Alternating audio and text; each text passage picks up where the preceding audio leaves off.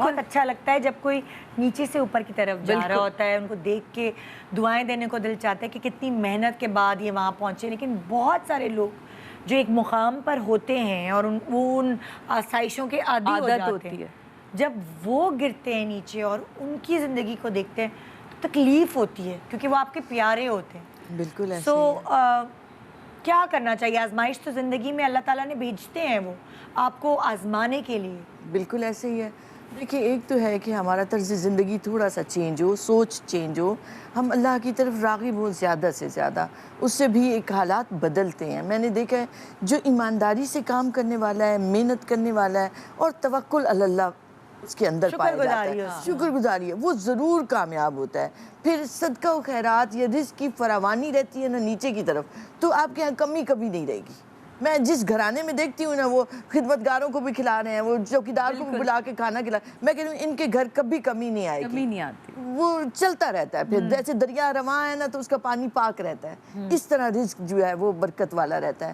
پھر ایک اور یہ کہ ہمارے یہاں دو نظریات پائے جاتے ہیں. ہم اس نظر کے حوالے سے بھی ایک وہ جیسے کہتے ہیں نا افراط و تفرید کا شکار ہو جاتے ہیں. کچھ یہ ہے کہ بالکل ہی وہ کہتے ہیں کہ یہ تو تم پرستی میں تم چلی گئی ہو، تو ہر چیز کو وہ اسی طرف لے جاتے ہیں کہ نہیں نہیں یہ تدابیر کرو، یہ کرو، وہ کرو. کچھ وہ لوگ ہیں جو ذرا سے قدم سے ٹوکر بھی لگے گی نا، اس نے مجھے دیکھا تھا، مجھے نظر لگا. تو ہر معاملے میں اس نظر کی طرف دھیان دے کر تو تھوڑے سے وہمی بھی ہو جاتے ہیں. میں یہ بھی کہنا چاہوں گی ہر ایک پر شک کرنے لگ جاتے ہیں، رشتہ داروں میں بھی اور حال میں. آپ نا اس کا وہ جو میں جیسے بتا رہی ہوں، اگر آپ نے معمول بنا لیا کہ ڈیلی کا میں نے یہ کرنا ہے تو آپ مطمئن رہیں. اب کوئی دیکھتا بھی رہے تو آپ نے اپنا احسار کر لیا ہے. آپ نے بہت اچھی بات کی کہ ہم شک کرنے لگتے ہیں لوگوں پہ. اس کی نظر ہم باقاعدہ یہ کہنے لگتے ہیں اس کی تو نظر ہی خراب ہے، ہائے اس سے دور رکھنا. مطلب باقاعدہ کسی کا بچہ پیدا ہوتا ہے تو خاندان میں ایک کو فوکس کیا ہوتا ہے اس کو نہ دینا بچہ، بھائی اس کی نظر بڑی خراب ہے. غلط سوچ ہے. ایک بڑی ایک بہت ہی اور میں چاہوں گی اس پلیٹ فارم سے کہ آپ کو جو بھی انہوں نے اتنی خوبصورت دعائیں بتائیں اس کو اس یقین کے ساتھ پڑھیں کہ یہ میں محفوظ ہوں. ہمارا مسئلہ کیا ہے کہ ہم پورا قرآن بھی پڑھ لیں گے اور اگر ہمارے میں یقین نہیں ہے تو وہ آپ کو کہیں حل نہیں دے گا، نہ آپ کو اس سے کسی قسم کا یقین ہے جو آپ کے اندر ہونا ہے بہت ضروری. اس میں ایک اور جو گناہ ہو رہا ہوتا ہے وہ بدگمانی کا. بالکل ہر وقت ہم بدگمان رہتے ہیں. اس نے مجھے دیکھا، میری تائی جو ہیں وہ تو میری بری نظر ہی ڈالتی ہیں. تو اب بدگمانی سے اتنا سختی سے منع کیا گیا ہے، حرام قرار دیا گیا کہ ان کثیرا من الظن ان بعد الظن اسم، کہ اجتناب کرو بدظنی سے کے بعد گناہ تک لے جاتے ہیں. تو بدگمان نہ ہوا کریں. اب میں آتی ہوں کہ اگر کسی گھر میں آپ کو فضا ایسی لگ رہی ہے کہ وہاں ہے تو اس کے لیے ہمیں کیا کرنا چاہیے؟ اثرات کسی قسم کے بھی، نظر بد کے ہیں یا کوئی بھی اثرات ہیں، جادو کی جیسے ہمیں وہم ہوتا ہے کہ اس نے جادو کیا مجھ پہ، دونوں اثرات کے توڑ کے لیے آپ ایک دفعہ سارے کونوں میں اذان دلوا لیجیے. اچھا اللہ اکبر تھوڑی آواز سے گونجے. جیسے ایک بچے کو بیٹا ہے کوئی 10-15 سال کا بھی ہے تو اس سے چاروں کونوں میں 4 کونے گھر کے ان میں اذان تھوڑی سی آواز کے ساتھ. اگر گھر میں کوئی بیٹا نہ ہو تو پھر کیا کریں؟ تو پھر کسی کو بلوا کے کر سکتے. بالکل کر سکتے آپ سے پوچھ لوں. پھر ایک اور یہ ہے کہ لوح قرآنی، یہ نظر بد کے اور اس طرح کے سارے اثرات کا توڑ ہے. تو وہ جو 9 خانوں والی ہے وہ حروف مقطعات پر مشتمل ہے، اور حروف مقطعات کی ایک اپنی طاقت ہے، روحانی طاقت ہے. تو آپ انہیں خود اپنے ہاتھ سے بھی لکھ کر بھی لگا سکتے ہیں، آپ کو مل بھی جائیں گی. تو خاص وہ جو ترتیب سے 9 خانوں والی ملتی ہے اس کو آپ دروازے کے اندر لگا لیجیے. لوگوں نے 4 کل بھی لگائے ہوئے ہوتے ہیں گھر میں. سوری 4 کل لگائے ہوئے ہوتے ہیں. ہاں 4 کل بھی بالکل، وہ تو ہم بتا رہے ہیں، اسے پڑھیں بھی صحیح آپ بار بار. بالکل ہاں جی، وہ 4 کل بھی ان کی بھی فضیلتیں بہت ہیں. تو اسی طرح لوح قرآنی کو بھی تو جب آپ نے یہ کر لیا، آپ 4 کل بھی پڑھنا شروع ہو گیا. آپ نے شاید بتایا تھا کہ آپ صبح اٹھ کے اگر سورہ بقرہ لگا دیں اس گھر میں اور اس کی آواز پورے گھر میں گونجتی ہے تو جیسے صفایا ہو جاتا ہے گھر میں. جادو کا توڑ ہے وہ کہ ہر روز کی کوئی تلاوت کرتا ہے گھر میں تو جادو نہیں اس گھر میں آ سکتا. تو جب آپ یہ کر لیں تو اب آپ تدابیر کریں کہ میں اور محنت کروں، میں اس میں سے صدقہ نکالوں، میں اتنے % رکھ دوں کہ یہ میں نے اللہ کی راہ میں دینا ہے. آپ جب ایمانداری سے کام کریں گے تو برکت تیزی سے آتی ہے. بڑی آپ نے کمال بات کی. میرے استاد ہیں، انہوں نے مجھے سکھایا تھا کہ سعدیہ اس سے بھی تو بزنس کرو، بالکل رب بھی تو تم سے بزنس مانگ رہا ہے. تو میں کیا کرتی تھی, میرا جتنا چیک آتا تھا اس کا میں 5% یا 2 جو میرا چیک تھا اس کا میں نے کہ یہ میرا الگ ہے, اس سے میں نے یہ میرے اللہ کے ملے کے لیے, یہ مطلب یہ نہیں, تو آپ کو اس کا آہستہ آہستہ سمجھتے, پھر اس سے وہ جمع ہوتے آتے تھے, کبھی کسی بچی کے جہیز میں استعمال ہوتے تھے, کبھی کیونکہ وہ میں الگ, آپ نے اپنے کمائے ہوئے پیسے میں سے آپ نے کہاں حصہ الگ کیا, وہ بڑا ضروری ہے, تو اس کے ساتھ بزنس بڑا امپورٹنٹ ہے. اور وہ خود کہتا ہے کہ میرے ساتھ تجارت کرو. ایمان نے تو میرے ساتھ نفس کی, اپنی جانوں کی تجارت کی ہے. جب دیا ہوا ہی اسی کا ہے, اپنا تو ہے بھی کچھ نہیں. نیکسٹ خاتون کی طرف چلتے ہیں. جی السلام علیکم, میرا نام ہما ہے اور میری 2 بیٹیوں کی شادی بہت اچھی جگہ پر ہوئی اور وہ الحمدللہ بہت اچھی ہیں, سیٹ ہیں اپنی جگہ پر.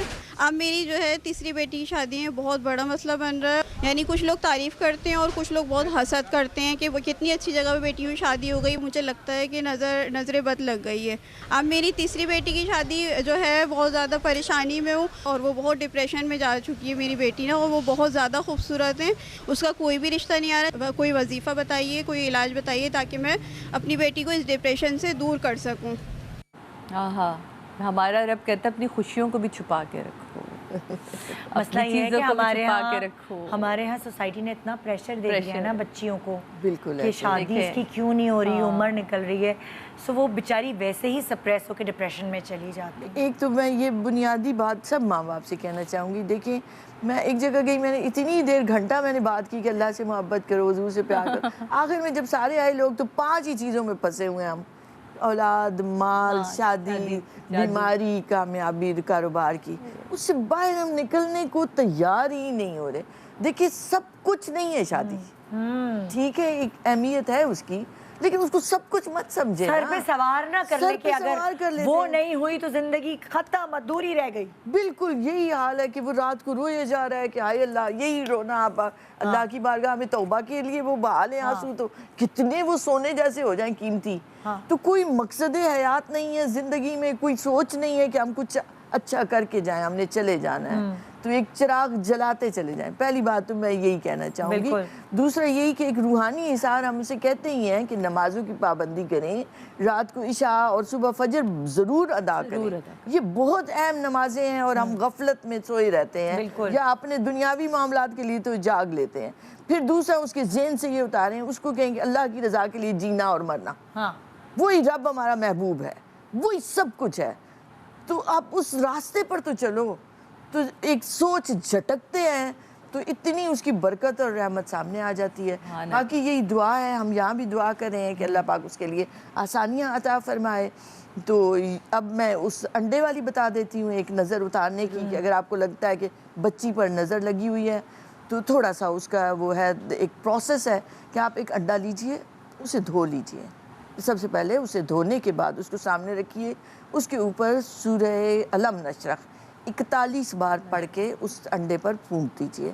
اس کے بعد ناف سے لے کر سر سے گھما کر ناف تک لانا ہے, یہ ایک چکر ہوتا ہے, اور کلاک وائز 21 بار اس کے سر سے گھما دیں اس بچی کے.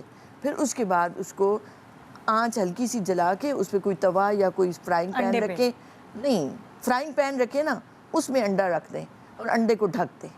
انڈا پھٹ جائے گا چھلکے کے ساتھ, چھلکے کے ساتھ. او مائی گاڈ, جیسے آپ نے یہ پورا کیا ہے نا, تو اب اس کے اوپر سے وار دیا آپ نے, تو اب یہ اس کو اب آپ نے توے پر یا کسی فرائنگ پین میں رکھ کے آنچ جلا دی اور اس کو ڈھک دیا. انڈا پھٹ گیا تو اب آپ اسے پھینک دیجئے اور برتن دھو دیجئے. نظر اتر گئی اس کی, تو اثرات ختم ہو گئے. تو اب اللہ سے دعا کیجئے کہ اللہ پاک اس کے لیے بہتر زوج عطا فرمائے, اور جو رشتہ آ رہا ہے اسے اٹینڈ کریں. میں سب ماؤں سے یہ کہتی ہوں کہ فوری طور پر نہ کیا کریں اور فوری طور پر ہاں بھی نہ کیا کریں. تھوڑا ٹائم دیں, ایک سپیس دیں, اگلے کو بھی, آپ کو بھی موقع ملے, آپ جائیں دیکھیں.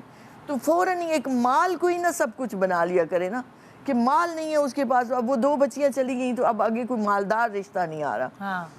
یہی ہوتا ہے نا کہ 2 بچیوں کی اچھی جگہ ہو جاتی ہے, تو پیرنٹس یہی سوچ رہے تھے کہ جب ہماری 2 بیٹیوں کی ہو گئی ہے. بالکل, تو ہم نے اس کو ہی سمجھ لیا نا کہ یہی نصیب اچھا, اس کا معنی یہی ہے. نہیں, خوشیاں اہم ہیں بچوں کی, ایک دوسرے کو عزت دینے والے ہوں, محبت دینے والے ہوں, ایک پرسکون گھر ہو جہاں اللہ کی عبادت ہو, زیادہ خوشی ہو حضور سے, تو وہ برکت ہی برکت ہوگی.